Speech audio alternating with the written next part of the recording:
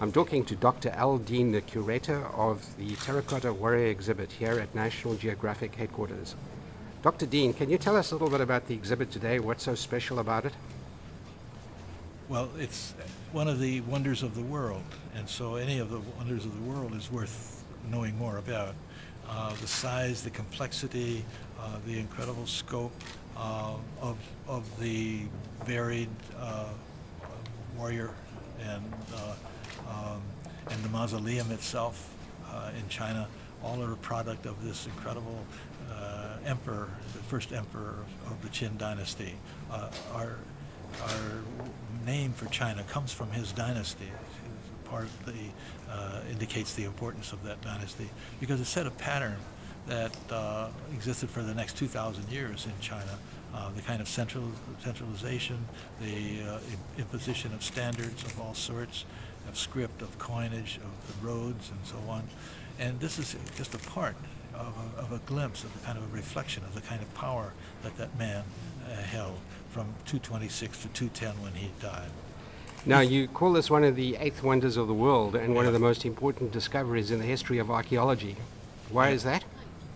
Of course, here we only see a very small part of it, so it may be not easy to understand.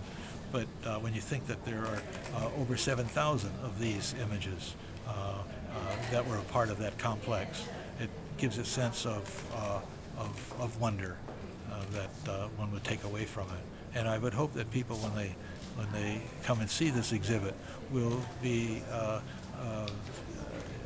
stimulated to buy a ticket to China and to see the actual pits themselves. And tell us how the warriors were discovered 35 years ago. That's an interesting story. There was a drought, and some farmers needed more water, another source of water, and so a number of them went out to dig a well. And this was about 3/4 of a mile away from the mound where the emperor had been buried. Everyone knew that the mound was the tomb of Qin Shi Huangdi, but they were some distance away. And as they were digging and they got down, they found what seemed to be some kind of an urn. It turned out later to be the broken body of one of these warriors. And so they kept digging, and then up came a head. And they thought, well, this must be some old temple, and that might be the head of some deity. And so about that time, one of the minor officials of the village came by, and he picked up these things to take to the city museum or storehouse where they would be put. Didn't think anything more of it. But a reporter who was on leave, a native of that area who was on leave from Beijing,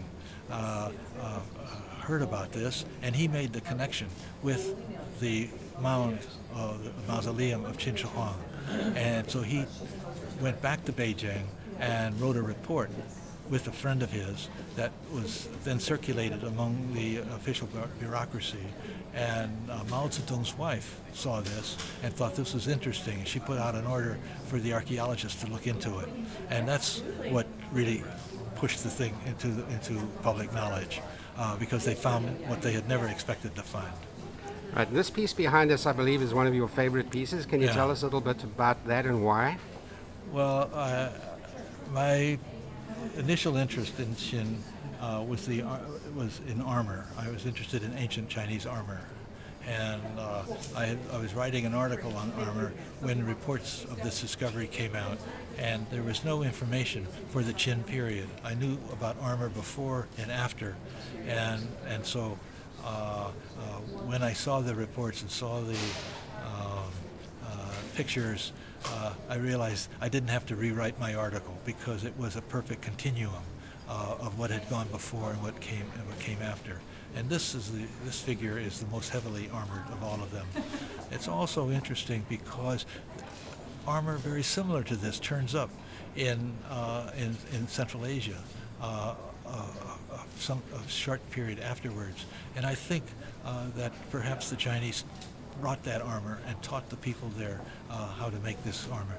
For example, the guard at the back of the neck, the plate that covers the arms, all of that very much resembles a kind of armor that was found at a site called Kaohsiung in the old Soviet Central Asia.